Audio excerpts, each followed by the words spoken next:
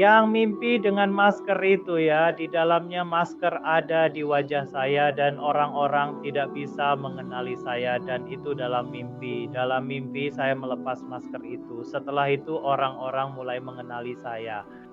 Jadi Afaid Nasir, Imran Abbasi, dan Abdullah Questions menyarankan saya untuk wawancara di TV. Jadi saya bilang kepada mereka bahwa baiklah saya akan lihat jika saya mendapat mimpi. Lalu setelah itu saya bermimpi dan Allah berkata bahwa kesempatan yang kamu dapatkan ini kamu harus menerimanya. Rasa kalau tidak nih kamu akan tertinggal 10 tahun.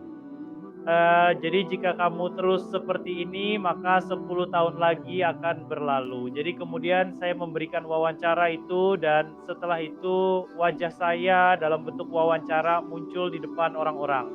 Sebelumnya apa yang terjadi adalah bahwa audio saya diisi dengan video dan itu bisa direkam oleh siapa saja.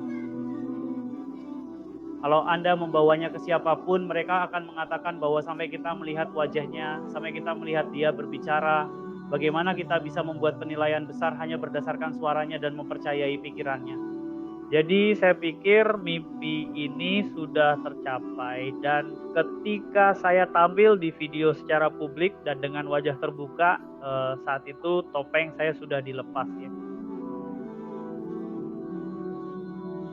Dan setelah itu Anda juga melihat bahwa mimpi itu semakin menyebar, mulai menyebar dan saya sejak awal tidak memelihara janggut. Ketika saya mulai berbagi mimpi ini, saat itu pun saya tidak memiliki janggut. Hari ini pun saya masih tidak punya. Tetapi ini adalah Allah yang dengan rahmatnya menanamkan ini di hati orang-orang.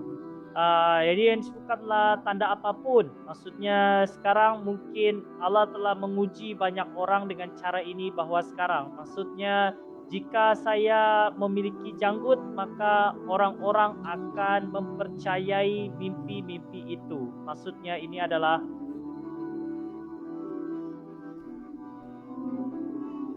artinya jika harus percaya dengan melihat tanda-tanda, maka itu pun ketika layar akan benar, maka saat itu akan ada banyak sekali orang. Ya, seperti yang dikatakan Afesh dalam video, bahwa saat itu akan sangat banyak ketika, yaitu jika hanya melihat tanda-tanda. Jadi sebenarnya Allah pada dasarnya sedang menguji hati orang-orang dengan hal ini, yaitu siapa yang memiliki kebencian di hatinya, siapa yang hatinya bersih. Dan bagi mereka yang hatinya bersih, Allah terus memberkati mereka dengan rahmat-Nya di seluruh dunia. Ya, dia bisa duduk di Indonesia, di Amerika, di Ekuador. Baik dia duduk di Filipina, di Australia, atau di mana saja di Eropa, di Inggris. Allah mencium mereka semua satu persatu dengan rahmat-Nya. Jadi ini semua adalah rahmat Allah.